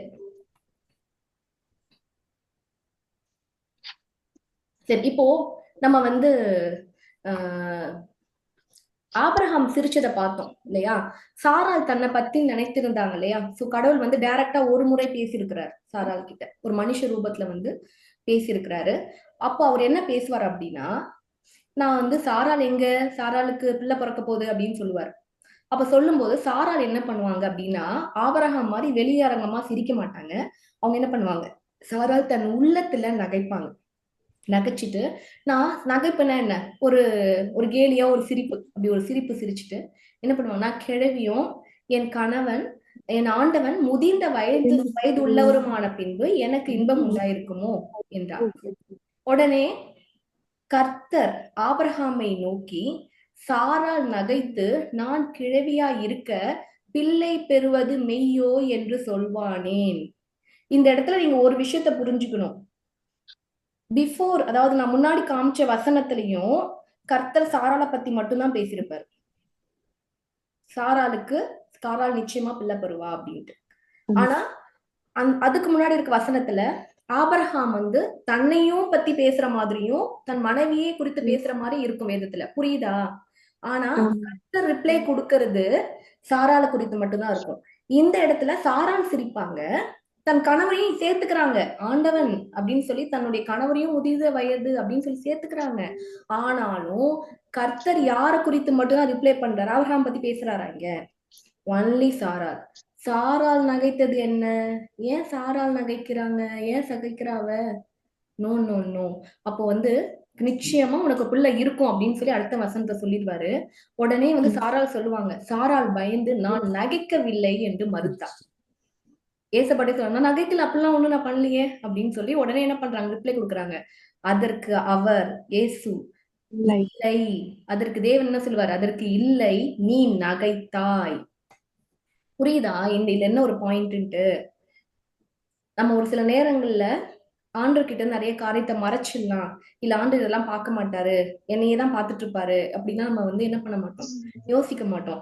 ஆனா அவர் யாரை ரொம்ப நேசிக்கிறாரோ அவருடைய பார்வை நம்மளே வந்து பாத்தீங்க அப்படின்னா அவர் நம்மள நினைக்கலன்னு தெரிஞ்சாலும் அவர் உங்களையே தான் பார்த்துட்டு இருப்பாரு. வேற எதுவும் அவருக்கு வந்து மத்த பல காரியங்கள் சுத்தி நடக்கும், ஆனா உங்களை மட்டும் என்ன பண்ணுவாரு, தனிப்பட்ட முறையில பேசுவார். நீங்க சோர்ந்து போயிருந்தா மட்டும் என்ன பண்ணுவாரு, தப்புன்னு வந்து ஏதாவது ஒரு வார்த்தையை கொடுத்து பலப்படுத்துவாரு. நீங்க ஏதாவது தப்பு பண்ணிட்டீங்கன்னா தலையில கொட்டுற மாதிரி ஏதாவது ஒரு விஷயத்த நடக்கும் உங்களுக்கு. எனக்கு மட்டும் நான் ஒரு வார்த்தை தப்பி பேசிடக்கூடாதா, இது பெரிய ஒரு விஷயம் ஆயிடுதே அப்படின்னு சொல்லி பல நேரங்கள் என்ன பண்ணுவோம், நம்மளே யோசிப்போம். ஏன் தெரியுமா இந்த இடத்துல புரியுதா? ஆபிரகாம இந்த மாதிரி அவர் சொன்னாரா, இல்ல அவர் சிரிச்சதை பத்தி ஏதாவது யோசிச்சாரா ஆண்டவர், அதை பத்தி ஏதாவது கேர் பண்ணாரா? அது முக்கியமா அவருக்கு படலை. இப்போ நம்ம எதை பத்தி பேசுறோமோ அதான் நமக்கு முக்கியம். இப்ப இந்த இடத்துல பாருங்க, நீ நகைத்தாய் அப்படின்னு சொல்லி என்ன பண்ணுவார், ஆணித்தரமா பேசுவார். இப்ப புரிஞ்சிருச்சுங்களா how important in the eyes of God. அவர் சீக்கிரட்டா வச்சிருக்கிற ஒரு வெப்பனை பத்தி அவருக்கு தானே கவலை இருக்கும். புரியுதா என்ன சொல்றேன்ட்டு? அந்த மாதிரி ஒரு கவலை தான் இது, ஒரு அன்பின் வெளிப்பாடு. நீ சிரிக்கலாமா, ஆபிரகாம் சிரிச்சா சிரிச்சிட்டு போகணும், நீ சிரிக்கலாமா? நீ உன்னை பத்தி தாழ்வா நினைக்கலாமா? நீ வந்து ஒரு ஒரு மாதிரி உன்னையே நீ வந்து இப்படி சொல்லுவாங்க செல்ஃப் பிட்டி, சுய பச்சா, ஒரு செல்ஃப் பிட்டி தெரியும் இல்லைங்களா? தன்னை பத்தி தன்னையே ரொம்ப சோர்வா தாழ்வா, எதுக்கும் உதவ மாட்டேன், திருந்த மாட்டேன், இல்ல வந்து என்னால பிரயோஜனமே இல்லை, இப்படி எல்லாம் நினைச்சுக்கலாமா? நெகட்டிவ் தாட்ஸ் இந்த மைண்ட் நினைச்சிட்டு இருப்போம் நம்ம நிறைய பேரு. ஆனா ஆண்டவர் பார்வைக்கு, என் பார்வைக்கு நீ அருமையானபடியா நீ கனம் பெற்றாய் அப்படின்னு கர்த்தர் சொல்றார். இதுதான் சாராள் விஷயத்துல நடந்த விஷயம். இப்ப புரியுதா? சாராள் ஒரு சீக்ரெட் வெப்பனா நம்ம வந்து வேதத்துல காணப்பட்டது. புரியுதுங்களா? இது நீங்க ஆழமா தியானம் பண்ணும்போதுதான், ஓ இப்படி இருக்கா சாராள் வாழ்க்கையில, இது போல நிறைய ரகசியங்கள் ஒளிந்து கொண்டு இருக்கா, சாராளுக்கே தெரியாது இந்த மாதிரிலாம் நடந்திருக்கு அப்படின்னு. புரியுதுங்களா என்ன சொல்றேன்ட்டு? சோ ஆண்டு அதை நமக்கு வெளிப்படுத்தி காமிச்சிருக்கிறார். ஓகே, சோ அடுத்த ஒரு வெப்பன் பத்தி நம்ம சீக்கிரமா பார்க்க போறோம். ஓகே, வேகமா நம்ம போறோம். சோ சாராள் பத்தி ஒரு சில காரியங்கள்லாம் இருக்கு. இதை நான் உங்களுக்கு நோட்ஸா அனுப்பி கொடுக்குறேன். இப்ப டைம் இல்லாதனால வேகமா இன்னொரு நபர் படிக்க முடியுமா? இது பேர் என்ன? மீரியம். மீரியம். ஓகே, மீரியம் யார்? மோசேயோட யார்? சகோதரி. மோசேயோட சகோதரி. அக்கா. ம். மோசையோட அக்கா தான் மீரியம். ஓகே, சகோதரினா தங்கச்சி கூட இருக்கும் இல்லையா, தங்கச்சி இல்ல அக்கா அவங்க. ஓகேவா, மீரியம். ஓகே, சோ இந்த மீரியம் வந்து பாத்தீங்க அப்படின்னா ஒரு ரகசியமான பவர்ஃபுல் ஆயுதம். சாதாரண ஆயுதம் கிடையாது, பவர்ஃபுல் ஆயுதம். தெரியுமா உங்களுக்கு? ஆனா இந்த மீரியம் பத்தி 3 வசனம் தான் பைபிள்ல இருக்கு. ஒன்லி 3. இன்னும் சொல்ல போனா ஜீனியாலஜி, அதாவது மீரியமோட அம்மா அப்பாவுடைய பேரை சொல்லி, அதாவது இவங்களுக்கு இத்தனை பிள்ளைங்கன்னு சொல்ற விஷயத்துல கூட பெண் பிள்ளையாகிய மீரியமோட பேரு விடுபட்டு இருக்கிறது வேதத்துல. புரியுதுங்களா? சொல்லியிருக்கணும் இல்லையா? பட் ஆனா இவங்க எவ்வளவு முக்கியமானவங்க தெரியுமா உங்களுக்கு? சரி, மீரியம் என்ன பண்ணாங்க அப்படின்னு பாத்தீங்க அப்படின்னா, சோ வந்து அந்த காலத்துல ஒரு ராஜா இருந்தார் ஈஜிப்ட்ல. இப்ப வந்து இஸ்ரவேல் ஜனங்கள் வந்து அடிமையா ஈஜிப்ட்ல இருக்கிறாங்க, சரிங்களா? சோ அடிமையா இருக்கும்போது அந்த அந்த தருணத்துல ஆண்ட ராஜா வந்து பாரோன் அப்படின்னு சொல்லப்படுகிற ஒரு ராஜா. அந்த ராஜன் அப்போ ஈஜிப்ட் ஆண்டவங்க எல்லாரையும் பாரோன் தான் சொல்லுவாங்க, சரிங்களா? பார்வோன் அப்படின்னு சொல்லப்பட்ட அந்த ராஜா வந்து பாத்தீங்க அப்படின்னா திடீர்னு கோவப்பட்டு, அதாவது என்ன இஸ்ரவேல் ஜனங்கள் வந்து நம்ம இவ்வளவு ஒடுக்கியும் எவ்வளவு அடிமைத்தனம் பண்ணியும் பெருகிக்கிட்டே இருக்காங்க. சோ இதுக்கெல்லாம் வந்து காரணம் வந்து இந்த ஆண்களை நம்ம கொன்றுவோம், பெண்கள்லாம் அழகானவங்க. ஏன்னா இஸ்ரவேல் பெண்கள் வந்து அழகா இருப்பாங்க ஒரு பக்கம், அதனால வந்து அவங்களாம் விட்டுடலாம், நம்ம ஆண்களை மட்டும் கொன்றுவோம் அப்படின்னு சொல்லிட்டு, என்னமோ மேபி அந்த பார்வனுடைய உள்ளத்துல அப்படி தோணி இருக்கலாம். அப்படி இல்லையா, வேற ஏதோ சிந்தனை போட்டு இது ஏதோ ஒரு ரகசிய தருணம் வந்துருச்சு, இந்த தருணத்துல வந்து ஒரு ரட்சகர் வெளிப்பட போறாரு அப்படின்னு பிசாசுக்கு ஒரு வேலை தெரிந்து, இல்ல வந்து எப்படியோ ஆண் பிள்ளைகள்லாம் சாகடிக்கணும். ஆனா அந்த ஆண் பிள்ளைகளை சாகடிக்க கூடிய அந்த நேரத்துல வந்து பாத்தீங்க அப்படின்னா யார் பிறக்கிறாரு அப்படின்னா மோசே பிறக்கிறாரு. மோசே வந்து யார் அப்படின்னா அவர்தான் இஸ்ரவேல் ஜனங்களை காப்பாத்த போற ரட்சகரே. அவரையும் கொண்டா என்ன ஆகும்? அதனால அவரை பாதுகாக்கணும் இல்லையா? ஆனா அவருதான் இஸ்ரவேல் ஜனங்களை பாதுகாக்க போறாருன்றது அவங்க அம்மாவுக்கும் தெரியாது, அப்பாவுக்கும் தெரியாது, அக்காவுக்கும் தெரியாது, யாருக்குமே தெரியாது. அவர் ஒரு குழந்தை, சிறு பிள்ளை, சரிங்களா? ஆனா இது யாருக்கு தெரியும் அப்படின்னா ஆண்டவருக்கு தெரியும், ஆண்டவருக்கு மட்டும்தான் தெரியும். சோ அப்படி இருக்கும்போது அவர் என்ன பண்றாரு அப்படின்னா இந்த மோசைய காப்பாத்துகிற ஒரு ஒருத்தராதான் யார வச்சார் அப்படின்னா இந்த தமக்கை அப்படின்னு சொல்லப்படுகிற, தமக்கை அப்படின்னா சகோதரி அப்படின்னு அர்த்தம். நமக்கு இன்னும் டீட்டெயிலா சொல்லணும், அக்கா அப்படின்னு சொல்லப்படுகிற மிரியம். அவங்க என்ன பண்றாங்க, அதற்கு இப்ப என்ன பண்றாங்க அப்படின்னா எல்லா குழந்தைங்களும் என்ன பண்ணணும், பிறக்கிற ஆண் குழந்தைங்கள்லாம் போட்ட கட்டளை என்னன்னா கொண்டு போய் நதியில, நைல் நதின்னு சொல்லப்படுகிற நைல் நதியில போட்டுடணும், உயிரோட போட்டுடணும். நைல் நதியில அடிச்சுட்டு போய் சாக வேண்டியதான் அந்த குழந்தை. இப்படிதான் எல்லா ஆண் பிள்ளைகளும் கொல்லப்பட்டுச்சு. அப்படி இருக்கும்போது மோசே பிறக்கிறாரு, ரொம்ப அழகா பிறக்கிறாரு வேற. அதனால அவங்க அம்மாவுக்கு அப்படி பண்ண மனசு வரல. 3 மாசம் வரைக்கும் காப்பாத்தி வளர்த்தாங்க. ஆனா அதுக்கு மேல 3 மாச குழந்தை என்ன ஆச்சு, நல்லா கத்தி அழ ஆரம்பிச்சிருச்சு. மேபி வெளியே தெரிஞ்சிருக்கும். அதனால என்ன பண்ணிருப்பாங்க, வேற வழியே இல்ல, நம்ம என்ன பண்ணுவோம், கொண்டு போய் நைல் நதியில விட்டுருவோம் அப்படின்னு சொல்லிட்டு என்ன பண்ணாங்க அப்படின்னா ஒரு நாணல் மாதிரி சின்ன ஒரு படகு மாதிரியோ எப்படியோ தெரியல, நாணல் தமிழ்ல சொல்லுவாங்க, அந்த மாதிரி ஒரு இதுல ஒரு போட்னு வச்சுக்கோங்க, சின்ன ஒரு போட் மாதிரி, அதுல அந்த குழந்தைய வச்சு அனுப்பிச்சிடுறாங்க. ஆனா அனுப்பிச்சிட்டு அம்மா போயிடுறாங்க. புரியுதா என்ன சொல்றேன்ட்டு? அனுப்பிச்சிட்டு அவ்வளவுதான், என் பிள்ளைய கடைசியா பாத்துட்டேன், முடிஞ்சு போச்சு, அவன் வாழ்க்கை முடிஞ்சிருச்சு அப்படின்னு நினைச்சிட்டு என்ன பண்ணிடுறாங்க, அம்மா போயிடுறாங்க. ஆனா இந்த அக்கா போகல. அதற்கு என்ன சம்பவிக்கும் என்பதை அறியும்படி அதன் தமக்கை தூரத்திலே நின்று கொண்டிருந்தாள். புரியுதுங்களா என்ன சொல்றேன்ட்டு? குழந்தை என்ன ஆகுதுன்னு நான் பார்க்காம இருக்க மாட்டேன் அப்படின்னு சொல்லிட்டு அந்த அக்கா பார்த்துக்கிட்டே இருக்காங்க. அப்ப அப்படியே பார்த்துட்டே இருக்கும்போது கர்த்தருடைய செயலின் நிமித்தம் அந்த நாணல் பெட்டி, அந்த சின்ன போட் வந்து யார்கிட்ட போய் சேருது அப்படின்னா, யார்கிட்ட, ஒரு பார்வோனின் குமாரத்தி கிட்டேயே அவங்க குளிக்க வராங்க அந்த நேரம் பார்த்து. அந்த நேரத்துல அந்த நாணல் பெட்டி போய் அவங்க கூட போய் சேருது. சேர்ந்த உடனே என்ன ஆயிடுது அப்படின்னா, திறந்து பாக்குறாங்க, உள்ள ஒரு அழகான பிள்ளை. அதுவும் வந்து ஒரு எபிரேய பிள்ளை, அதாவது இஸ்ரவேல் பிள்ளை. அப்படி ஒரு பிள்ளைய பாக்குறாங்க. இருந்தாலும் அவங்க முகத்துல இருக்க அந்த ஒரு மகிழ்ச்சி, ஏதோ ஒரு ஏக்கம், இதை பார்த்துட்டு அந்த சூழ்நிலையை புரிஞ்சுக்கிட்டு டப்புன்னு என்ன பண்றாங்க, இந்த தமக்கையான மிரியம் ஓடி போய் இந்த குழந்தைய நீங்க வளர்க்கணுமா ஐடியா கொடுக்குறாங்க.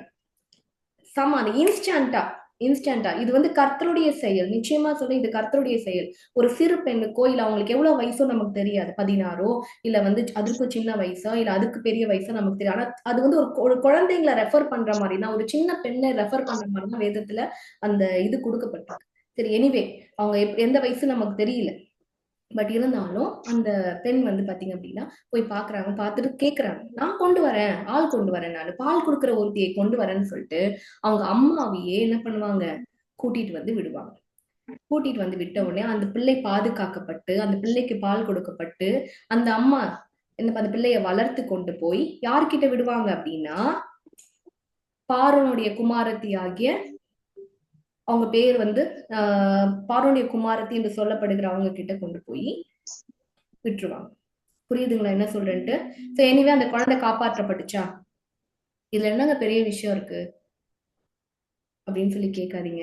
சோ ஏன்னா வந்து பாத்தீங்க அப்படின்னா அந்த மோசே தான் இஸ்ரவேல் ஜனங்களை கூட்டிட்டு நம்ம கானான் தேசத்துக்குள்ள கொண்டு வருகிற ஒரு விடுதலை நாட்களுக்குள்ளாக வழி நடத்தி அந்த மோசே இல்லைன்னா நிச்சயமா வந்து பாத்தீங்க அப்படின்னா ஒரு பெரிய ஒரு சங்கடம், ஒரு பெரிய ஒரு சூழ்நிலை. கர்த்தருடைய திட்டம் மோசே மேல இருந்ததுனால அந்த பிள்ளைய பாதுகாப்பது ரொம்ப ரொம்ப முக்கியமான விஷயமா கடவுளுக்கு இருந்துச்சு, ஏசப்பாக்கு இருந்துச்சு, தேவனுக்கு இருந்துச்சு. அந்த ஒரு காரியத்துக்கு இக்கட்டான சூழ்நிலையில பயன்படுத்தப்பட்ட ஆயுதம் யாரு? மிரியம். ஓகே, ஆனா அவங்கள பத்தி எத்தனை வசனம் இருக்கு வேதத்துல? we can count only 3. சரிங்களா? அவங்கள பத்தி தனிப்பட்ட முறையில 3 வசனம் இருக்கு. இன்னும் சொல்ல போனா ஒரு 4 வசனம் சொல்லலாம், பட் 3 வசனம் அவங்கள பத்தி பேசப்பட்டிருக்கு. சரிங்களா? சரி சரி, அடுத்தது பாத்தீங்க அப்படின்னா வேகமா நம்ம போலாம். இந்த மிரியம் வந்து ஒரு ப்ராஃபெட் அப்படின்னு உங்களுக்கு தெரியுமா? தீர்க்கதரிசி அப்படின்னு எத்தனை பேருக்கு தெரியும்? Gauri, very good. வேற யாருக்கு தெரியும்? மிரியம் வந்து ஒரு ப்ராஃபெட். ஆபிரகாமுக்கு அப்புறம் இஸ்ரவேல் ஜெனரேஷன்ல ப்ராஃபெட் என்று சொல்லப்பட்ட ஒரே நபர் மிரியம் மட்டுமே. ஆபிரகாம தீர்க்கதரிசி என்று வேதம் அழைக்கும். சரிங்களா? அதுக்கப்புறம் ஒரு உமனுக்கு, ஆபிரகாம் ஜெனரேஷன்ல வந்த ஒரு உமனை பழைய ஏற்பாட்டுல வெளிப்படையா அதுக்கப்புறம் தான் மத்ததெல்லாம், டெபோராலா இருக்கட்டும் மத்தவங்களா இருக்கட்டும் எல்லாருமே வந்து. But Miriam is a first prophet, first worship leader. worship leader woman. புரியுதுங்களா என்ன சொல்றேன்ட்டு? இப்ப எல்லாம் ஆண்கள் தானே வர்ஷிப் பண்ணுவாங்க, but worship leader is a woman. ஓகேங்களா? சோ வந்து அதாவது வர்ஷிப் லீடர்னா யார் அப்படின்னா தான் மட்டும் வர்ஷிப் பண்றவங்க வர்ஷிப் லீடர் கிடையாது. சுத்தி இருக்கவங்க எல்லாரையும் வர்ஷிப் பண்ண வைக்கிறாங்க பாத்தீங்களா, அவங்கதான் வர்ஷிப் லீடர். வேதத்துல நிறைய பேர் ஆண்டவரை துதிச்சு பாடுவாங்க, ஒன்னா பாடுவாங்க. ஆனா பீப்புளை வர்ஷிப் பண்ண வைக்கிறாங்க பாருங்க, அவங்கதான் வர்ஷிப் லீடர். அப்படியாய் வேதத்துல பர்டிகுலரா வசனத்தின் அடிப்படையில தெளிவாய் சொல்லப்பட்ட நபர் வந்து மிரியம். சரிங்களா? சோ நம்ம அடுத்த வசனம் பார்க்கலாம். மிரியம் நல்லா பாத்துக்கோங்க. இவங்க ஆனா இவங்களுடைய ஃபேஸ் இது கிடையாது, ஜஸ்ட் இப்படிதான் இருப்பாங்கன்னு ஒரு அசம்ஷன்ல போட்ட பிக்சர். சரிங்களா? சோ ஆரோனின் சகோதரியாகிய மிரியம் என்னும் தீர்க்கதரிசியானவளும், எதுக்குல தெளிவா இருக்கா? she is a prophet, தீர்க்கதரிசி. அப்போ தீர்க்கதரிசியா இருக்கிறனால்தான் கர்த்தர் இவகிட்ட பேசி மோசத்தை காப்பாத்தி இருக்கிறாரோ என்னமோ, மேபி. புரியுதுங்களா என்ன சொல்றேன்ட்டு? ஆனா இவங்க மூலியமா இன்னொரு முக்கியமான காரியம் நடந்திருக்கும்னு நான் வந்து கெஸ் பண்றேன், அசியூம் பண்றேன். பட் வேதத்தின் அடிப்படையில அதுக்கு ஆதாரம் இல்லை, பட் இருந்தாலும் நான் அசியூம் பண்றேன். பட் அது என்னன்னு அப்புறம் பார்க்கலாம், டைம் இருந்தா நான் அதை உங்களுக்கு சொல்றேன். சரிங்களா? சோ இப்ப வந்து என்ன பண்றாங்க அப்படின்னா, தீர்க்கதரிசி ஆனவளும் தன் கையிலே தம்புரை எடுத்துக்கொண்டு சகல ஸ்திரீகளும் கையிலே தம்புரை எடுத்துக்கொண்டாள். தம்புரை அதாவது தம்புரைனா மியூசிக் இன்ஸ்ட்ருமெண்ட். அதை எடுத்துக்கொண்டு அவங்க என்ன பண்றாங்க, பாட்டு பாட போறாங்க. சகல ஸ்திரீகளும், சுத்தி இருக்கிற எல்லா ஸ்திரீகளும் தம்புருகளோடு நடனத்தோடு அவளுக்கு பின்னே புறப்பட்டு போனாங்க. So she is leading a group. புரியுதுங்களா? அதனாலதான் அவங்க வர்ஷிப் லீடர் அப்படின்னு நான் சொன்னேன். புரியுதுங்களா? அவங்க போன உடனே ஒரு லீடர் போனாங்கன்னா பின்னாடியே போயிடுவாங்க இல்ல, அப்படித்தானே? சோ அந்த மாதிரி சொல்லப்பட்ட ஒரே வசனம் வேதத்துல இப்படிதான் இருக்கு. புரியுதுங்களா என்ன சொல்றேன்ட்டு? சோ இதெல்லாம் வந்து ஆலயம்லாம் கட்டப்படுறதுக்கு முன்னாடி அடிமைத்தனத்துல வாழ்ந்தப்போ இவங்க ஒரு குரூப்பையே வர்ஷிப்ல லீட் பண்ணிருக்கிறாங்க இந்த உமன். சோ அதனால நீங்களும் ஒரு வர்ஷிப் லீடரா மாறலாம் ஃபியூச்சர்ல. அதுக்கு எல்லா அனுகிரகமும் கர்த்தர் செய்வார். சரிங்களா? சோ இப்ப பாருங்க, இந்த மீறி ஒரு தப்பு பண்ணிடுறாங்க. தப்பு பண்ண உடனே அவங்களுக்கு ஒரு தண்டனை கொடுத்துடுறாரு ஆண்டவர். என்ன தப்பு தெரியுமா? பெண்கள் செய்யற ஒரே மிகப்பெரிய தப்பு என்னன்னா புறம் பேசுறது, தப்பா பேசுறது, டக்குன்னு யாரை பத்தியாவது பிடிக்கலன்னா டப்புன்னு வாய்க்கு வந்ததை பேசிடுறது. அந்த மாதிரி பேசுனதுனால ஆண்டவர் கோவம் வந்துடுச்சு. கோவம் வந்துட்டு என்ன பண்ணிடுறாரு, ஒரு தண்டனை கொடுத்துடுறாரு. என்ன தண்டனை? குஷ்டம் பிடிச்சிடும், குஷ்டரோகி ஆயிடுவாங்க. சரிங்களா? உடனே வந்து மோசேவும் ஆரோன் அண்ணாவான்னு தெரியல, பட் ஆரோனும் மோசேவும் என்ன பண்ணுவாங்க அப்படின்னா ஏசப்பா கிட்ட கேட்பாங்க, கெஞ்சுவாங்க, ஐயோ இப்படி எல்லாம் பண்ணிடாதீங்க ஆண்டவரே, தயவு செய்து இவளை காப்பாத்துங்க அப்படின்னும்போ கர்த்தர் ஒரு ரிப்ளை கொடுப்பார். என்னன்னா, அவள் தகப்பன் அவள் முகத்திலே காரி துப்பினது உண்டானால் அவள் 7 நாள் வெட்கப்பட வேண்டாமோ, அது போலவே அவள் 7 நாள் பாளையத்துக்கு புறம்பே விலக்கப்பட்டிருந்து பின்பு சேர்த்து கொள்ள படக்கடவள் என்றார். புரியுதுங்களா? என்ன ரெஃபர் பண்றாரு அப்படின்னா, தப்பு பண்ணிட்டாரு, தண்டனை கொடுக்குறாரு. அதுக்கு எப்படி ஈக்குவல் பண்றா? தகப்பன், தகப்பன்ற ஒரு வார்த்தையை போடுறாரு. அப்ப என்ன ரிலேஷன்ஷிப் அவங்க 2 பேருக்குள்ளயும்? மத்தவங்க தப்பு பண்றதை காட்டிலும் பிள்ளை தப்பு அடிச்சுன்னா தப்பு நம்ம கொடுப்போம் அடி. பக்கத்து வீட்டு பிள்ளை தப்பு பண்ணா நம்ம எல்லாம் பண்ணாதப்பா அப்படின்னு சொல்லுவோம். தான் சொந்த பிள்ளை தப்பு அடிச்சுன்னா கண்டிப்பா அடி. அப்படின்ட்டு பற்று ஒரு அடி கொடுப்போம். ஏன்னா அன்பு, அன்பு நிமித்தம் ஒரு அடி, அந்த மாதிரி ஒரு அடிதான். ஆனா ஆண்டவர் என்ன வார்த்தையை பயன்படுத்தார்? தகப்பன் தன் முகத்தில் காரி துப்பினார். உன் அப்பா துப்பினா எப்படி இருக்கும் பாத்துக்கு அப்படின்னு பாத்துக்கிட்டாங்க, அவளுக்கு தான் தண்டனை. அந்த அளவுக்கு க்ளோஸ். அவங்க ஒரு சீக்ரெட் வெப்பன். சரிங்களா? சோ பாருங்க, இவங்க யாருன்னு தெரியுதா? ஜோஷிபெல். இவங்க யாருன்னு தெரியுமா? மோசே, ஆரோன், மீரியம், இவங்க 3 பேரையும் வளர்த்த அம்மா, அதாவது பெத்த அம்மா. புரியுதுங்களா? அம்மா. ஓகே, தமிழ்ல வந்து பாத்தீங்க அப்படின்னா அவங்க பேரு யோகேபேத் அப்படின்னு சொல்லுவோம். யோகேபேத் ஒரே ஒரு இடத்துலதான் மோசேவோட அம்மா வெறுத்துல கொடுக்கப்பட்டிருக்கு. சரிங்களா? சோ அதுல கூட வந்து பாத்தீங்கன்னா ஆரோன், மோசே அப்படின்னு இவங்க 2 பேர் தான் மென்ஷன் ஆயிருக்கும். மிரியமோட பேர் இங்க இருக்காது. இவங்களும் ஒரு ரகசிய ஆயுதமா என்ன பண்ணப்பட்டிருக்காங்க, பட்டிருக்காங்க. ஏன்னா இவங்க வயிற்றுல 3 முக்கியமான நபர்கள், 2 தீர்க்கதரிசிகள், ஒரு ஆசாரியன். சரிங்களா? பிறந்திருக்கிறாங்க 2 தீர்க்கதரிசி. ஒரு பெண்ணா இருந்தாலும் தீர்க்கதரிசியா அந்த பிள்ளைய வளர்த்து. சரிங்களா? ஒரு மோசே வந்து ஒரு தீர்க்கதரிசி. ஒரு பால் மறக்கிற வரைக்கும் மோசே இந்த அம்மா கிட்டதான் வளர்ந்தாரு. அவங்க அப்போ என்னெல்லாம் சொல்லி கொடுத்து வளர்த்தாங்களோ அதான் மோசையோட பின்னாட்களுக்கான வாழ்க்கை. அந்த குறிப்பிட்ட நேரத்துல எந்த அளவுக்கு டீச் பண்ணிருப்பாங்க அந்த பிள்ளைக்கு. சரிங்களா? 3வது வந்து நம்ம ஆரோன். ஆரோன் ஒரு ஒபீடியன்ஸ், கீழ்ப்படிதல், அதாவது ஆண்டவருக்காக தப்புன்னு கீழ்ப்படுகிற ஒரு மனுஷன். அப்படி ஒரு நல்ல 3 பிள்ளைகளை பெத்தெடுத்த யோகேபேத்து பற்றி பைபிள்ல ஒரே ஒரு இடத்துலதான் இந்த ஒரே ஒரு பேர் மட்டும்தான் குறிப்பிடப்பட்டு இருக்கிறது. இவர்களும் ரகசியமாய் வைக்கப்பட்டிருக்கிறாங்க. சரிங்களா? புரியுதுங்களா? சோ இவங்க எல்லாம் கர்த்தரால் பயன்படுத்தப்பட்ட, பெயர் பெருசாய் வெளியே தெரியாத, கனம் பெருசாய் வெளியே பண்ணப்படாத ரகசிய ஆயுதங்கள். இப்போ இந்த காலத்துல ஒரு ஆயுதம் இருக்கு. யார் தெரியுமா அது? அந்த ஆயுதம் வேற யாரும் கிடையாது, நீங்க தான். இப்ப கர்த்தர் வந்து பாத்தீங்க அப்படின்னா இந்த நேரத்துல ஒரு ஆயுதமா உங்களை வெளிப்படுத்துறாரு. சரிங்க? அப்படின்னா ஏன் வெளிப்படுத்தணும்? This is a end time. கடைசி காலம். தருணம் வரும்போதுதான் சாரால் ஒரு ஆயுதமா வெளிப்படுத்தப்பட்டாங்க. தருணம் வந்த போதுதான் மிரியம் வந்து ஒரு ஆயுதமா வெளிப்படுத்தப்பட்டாங்க. ஆனா அவங்க அது வரைக்கும் எப்படிப்பட்டவங்களா இருந்தாங்க? ரகசியமாதான் உள்ள வச்சிருந்தாரு. ஒரு ஆபத்து வரும்போது நம்ம கிட்ட இருக்கிற பவர்ஃபுல் ஆயுதத்தை எடுத்து வெளியே விடுவாங்க பாத்தீங்களா? அதே மாதிரி கர்த்தர் தன் கிட்ட இருக்கிற ரகசிய பவர்ஃபுல் ஆயுதமாகிய பெண்களை கடைசி கால எழுப்புதல பயங்கரமா பயன்படுத்த போறாரு. அதற்கான இனிஷியேட்டிவ் தான் இந்த மீட்டிங். புரியுதுங்களா என்ன சொல்றேன்ட்டு? சோ நம்ம கடைசி காலத்துல இருக்கிறோம். சரி, கடைசி கால அடையாளங்கள்லாம் இப்ப அதாவது 95% நிறைவேறிடுச்சு. தெரியுமா உங்களுக்கு? இந்த வசனங்கள்லாம் நீங்க வீட்டுல போய் தியானம் பண்ணி பார்க்கணும், என்னென்ன அடையாளங்கள் இருக்கு. சோ இப்போ ரீசெண்டா வந்த ஒரு அப்டேட் மட்டும் நான் கொடுத்துட்டு நான் முடிக்க விருப்பப்படுறேன். இப்போ 2025க்கு அப்புறம் பிறக்கிற குழந்தைகளை பீட்டா ஜெனரேஷன் அப்படின்னு சொல்லி அழைப்பாங்களாம். பீட்டா ஜெனரேஷன் அப்படின்னா இது வந்து நியூஸ்ல வந்த ஒரு அதிகாரப்பூர்வ ஒரு இன்ஃபர்மேஷன். பீட்டா ஜெனரேஷன் அப்படின்னா இது வரைக்கும் வந்த சந்ததி எல்லாவற்றையும் இப்ப 21st century அப்படின்னு நம்மள சொல்லிப்போம். 20th செஞ்சுரி அப்படின்னு நம்மள சொல்லிப்போம் இல்லைங்களா? நம்மலாம் 21st செஞ்சுரி.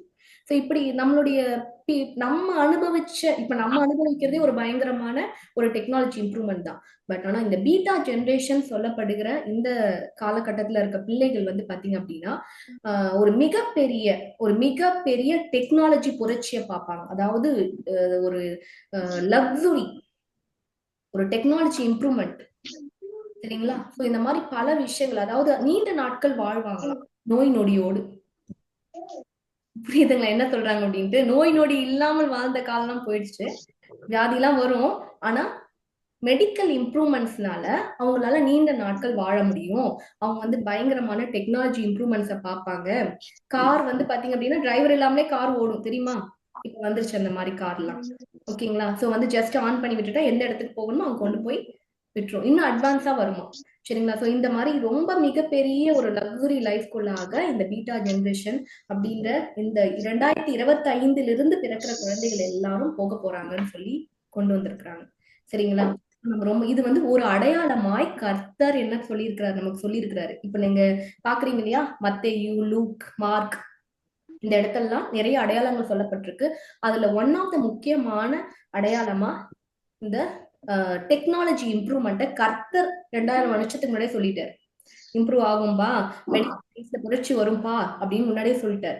சோ இதெல்லாம் நீங்க படிச்சு பாருங்க, சரிங்களா? இந்த உங்களுக்கு நோட்ஸ் வந்து தனியா உங்களுக்கு நான் என்ன பண்ணுவேன், உங்களுக்கு அனுப்பி தருவேன். சோ இப்ப பாத்தீங்க இப்ப என்னன்னா, நீங்க ஒரு ரகசியமான ஆயுதம் என்று தெரிந்து கொண்டீங்க இல்லையா? இப்ப கர்த்தர் இப்ப இந்த ஏன் தெரியுமா இந்த மீட்டிங் அரேஞ்ச் பண்ணி உங்க எல்லாரையும் கூட்டி நாங்க வந்து சேர்த்திருக்க காரணம் என்ன அப்படின்னா, இந்த ஆயுதத்தை, அதாவது உங்களை கூர்மையாக்க யார் விரும்புகிறார்னா கர்த்தர், தேவன் விரும்புகிறார். You want to get sharpen.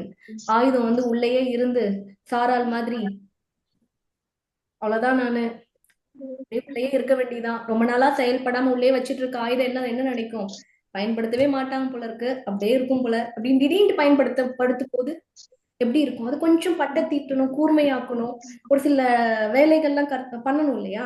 So அதே மாதிரி விரும்புறாரு, இந்த ஆயுதத்தை எடுக்க விரும்புறாரு, அந்த ஆயுதத்தை கூர்மையாக்க விரும்புறாரு. அதுக்குதான் இந்த மீட்டிங். ஒவ்வொரு வாரமும் சனிக்கிழமை இந்த மீட்டிங் வந்து கண்டிப்பா நம்ம கூட போறோம். நிறைய ரகசியங்கள் இப்ப நீ கற்றுக்கொண்டது உங்களுக்கு நிறைய காரியங்கள் நிச்சயமா ஆசீர்வாதமா இருந்திருக்கும்னு நினைக்கிறேன்.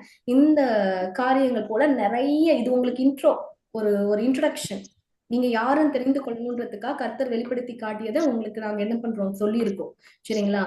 நீங்க இன்னும் கூர்மையாக்க பல ரகசியங்கள் இந்த வேதத்துல ஒளிந்திருக்கு. இந்த வேதத்துல இருக்க அந்த ரகசியங்களை கற்றுக்கொண்டு, அந்த டெக்னிக்ஸ் நீங்க கற்றுக்கொண்டு எப்படி செயல்பட கற்றுக்கொண்டாதான் நீங்க என்ன பண்ண முடியும், பயன்பட முடியும். AK-47 வந்து எப்படி சுடணும்னு தெரியலன்னா எப்படி ஒண்ணும் பண்ண முடியாது இல்லையா?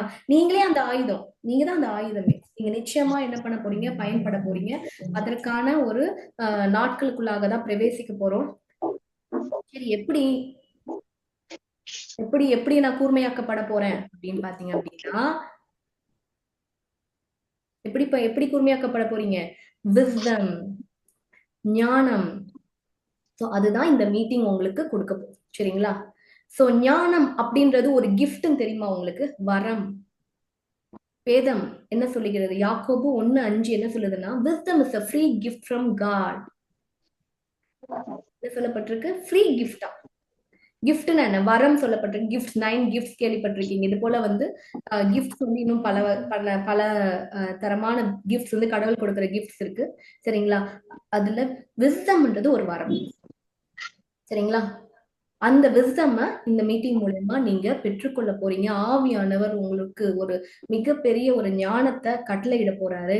இந்த ஞானத்தை வைத்து, ஞானம் வந்தா என்ன ஆகும், ஞானம் வந்தா என்ன ஆகும் அப்படின்னா, நீங்க ஆசீர்வாதமா மாறிடுவீங்க, பல பேருக்கு ஆசீர்வாதமா மாறிடுவீங்க, உங்களுக்கே ஆசீர்வாதமா மாறிடுவீங்க, உங்க பிள்ளைக்கு ஆசீர்வாதமா மாறிடுவீங்க, சமுதாயத்துக்கு ஆசீர்வாதமா இருப்பீங்க. சொல்ல போனா ஆபிரகாமோட ஆசீர்வாதம் உங்க தலைமையில நிற்கும், சரிங்களா? அப்படி ஒரு ஆசீர்வாதமா, ஒரு சாராலை போல நீங்க என்ன பண்ண போறீங்க, அவருடைய பார்வைக்கு அருமையான ஒரு கனம் பெற்ற பாத்திரம். வேதம் சொல்லுது, ஒருவன் எனக்கு ஊழியம் செய்தார் அவனை கனம் பண்ணுவார். நீங்க கற்றுக்கொள்கிற காரியத்தை நிமித்தம் வருகிற கணம் மனுஷனால வராது. யாரால வரும் அப்படின்னா தேவனால் வருமா. யாரால வரும்? தேவன் கணம் பண்ணா எப்படி இருக்கும் தெரியுமா? இயேசு கிறிஸ்துவ கணம் பண்ணியிருக்கிறார் தேவன். படிச்சு பாத்தீங்கன்னா தெரியும் வேதத்தை. சரிங்களா? அதெல்லாம் கற்றுக்கொள்ளணும். சரிங்களா? அப்படி தேவன் கணம் பண்ணுவாரா நம்மள. சரிங்களா? நீங்க ரெடியா? ஆயத்தம்மா? Are you ready? Are you ready? யாரெல்லாம் ரெடி? You can show the thumbs up. Thumbs up காமிக்கலாம். சரி, வெரி குட். இதுக்காக தான் ப்ரேயர் பண்ண போறோம். சரிங்களா? ப்ரேயருக்கு முன்னாடி இப்ப நம்ம டீச் பண்ணோம் இல்லைங்களா? நான் உங்களுக்கு நிறைய காரியங்கள் கற்றுக் கொடுத்தேன். ஒவ்வொரு வாரமும் உங்களை போல ஆண்டோடைய அன்பை ருசிச்ச உங்களுக்கு நீங்க என்ன பண்ணணும்? இந்த லிங்க்கை நீங்க ஷேர் பண்ணுங்க. சரிங்களா? ஸோ ஷேர் பண்ணி அவங்க இந்த மீட்டிங் அட்டன் பண்ண வைங்க. அவங்க அட்டன் பண்ணணும் அப்படின்னா இந்த ஃபர்ஸ்ட் மீட்டிங் அவங்க பார்த்துட்டு தான் வரணும். எப்படி பார்ப்பாங்க அப்படின்னா இந்த வீடியோ எல்லாமே ரெக்கார்ட் ஆயிட்டு இருக்கு. சரிங்களா? சோ இது ரெக்கார்ட், நீங்க பேசுனது நான் பேசுனது எல்லாமே ரெக்கார்ட் ஆயிருக்கு. இது உங்களுக்கு அனுப்பி தரப்படும். சரிங்களா? நீங்க அனுப்பி தந்த உடனே இது நீங்க அவங்களுக்கு ஃபார்வர்ட் பண்ணுங்க. ஃபார்வர்ட் பண்ணி அவங்க இந்த மீட்டிங்கை கேட்கட்டும். கேட்டுட்டு அடுத்த மீட்டிங்ல அட்டன் பண்ணட்டும். புரியுதுங்களா? புரிஞ்சிருச்சா? சரிங்களா? சோ இப்ப நீங்க அட்டன் பண்ண மீட்டிங்ல உங்களுக்கு நீங்க ரொம்ப உற்சாகமா பங்கு பெற்றதுனால உங்களுக்கு ஒரு கொஸ்டின், இந்த கொஸ்டினுக்கு ஆன்சர் சொன்னீங்க அப்படின்னா உங்களுக்கு ஒரு கிஃப்ட் உங்க வீட்டுக்கு சேரும். சரிங்களா? ஒவ்வொரு வாரமும் இந்த கொஸ்டின், இந்த மாதிரி ஒரு கொஸ்டின் ஆன்சர் செஷன் இருக்கும்.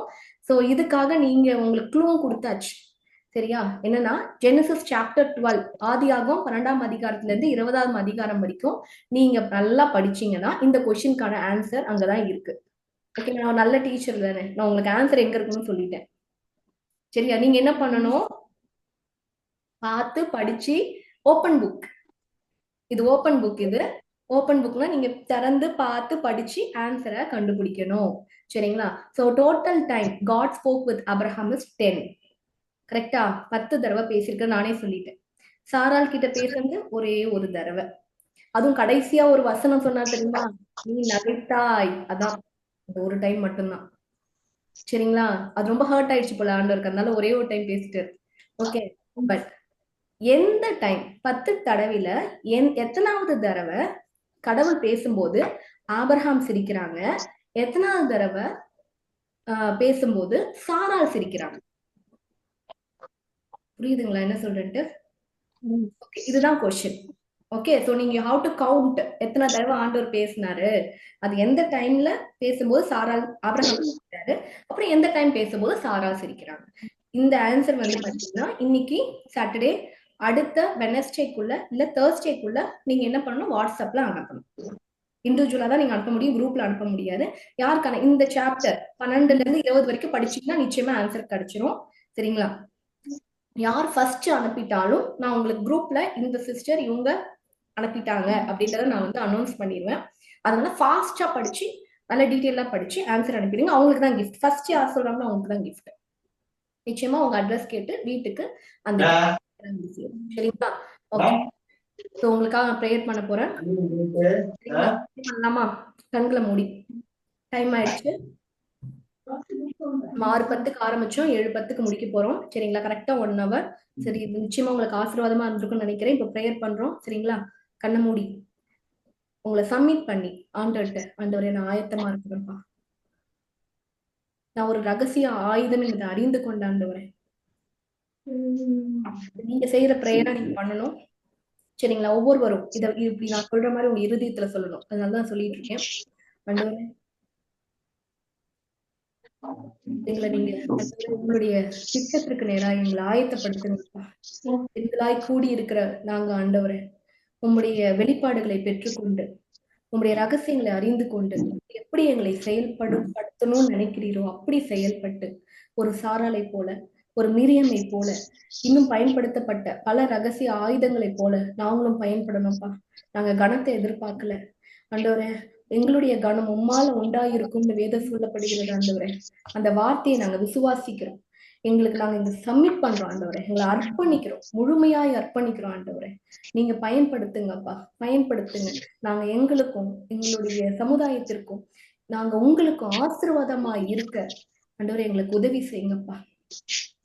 உமக்கு நன்றி ஆண்டவரே. இப்ப நான் உங்களுக்காக ப்ரேயர் பண்ண போறேன். ஏசப்பா, நீங்க கூடி இருக்கிற ஒவ்வொருவரையும் ஆசீர்வாதங்களை ஜெபிக்கிறோம். குடும்பங்கள் ஆசீர்வதிக்கப்படட்டும். அவங்களுடைய பொருளாதாரம் ஆசீர்வதிக்கப்படட்டும். அவங்களுடைய பிள்ளைகள் ஆசீர்வதிக்கப்படட்டும் ஆண்டவரே. பிதா குமாரன் பரிசுத்த ஆவியின் நாமத்தினால உம்முடைய முழுமையான ஆசீர்வாதம், நிறைவான ஆசீர்வாதம் ஆண்டவர் ஒவ்வொரு மீது வந்து இறங்குவதாக. அது மட்டும் இல்லாம ஆண்டவரே, ஒவ்வொருடைய தேவைகளும் ஆண்டவரே அதிசயமாய் சந்திக்கப்படட்டும் என்று ஜெபிக்கிற ஆண்டவரே. உங்களுடைய கிருபை விளங்கட்டும் ஆண்டவரே. ஆசீர்வதிக்கப்பட்டவர்களாய் மாறுவார்களாக. இந்த name of Jesus I pray. இயேசுவின் நாமத்தில் கேட்கிறோம் நல்ல பிதாவே. ஆமென். Okay, God bless you. Okay, next மீட்டிங்ல மீட் பண்ணலாம். Okay, thank you all. நீங்க எல்லாம் லீவ் பண்ணிடலாம். நீங்க மீட்டிங் விட்டு போகலாம். சரிங்களா? தேங்க்யூ. Thank you.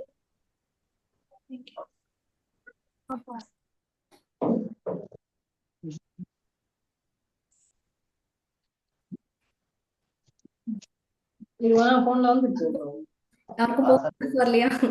இல்ல எப்படி போகணும்னு தெரியலையா? தெரியல எப்படி போ சரி. போய்க்குமா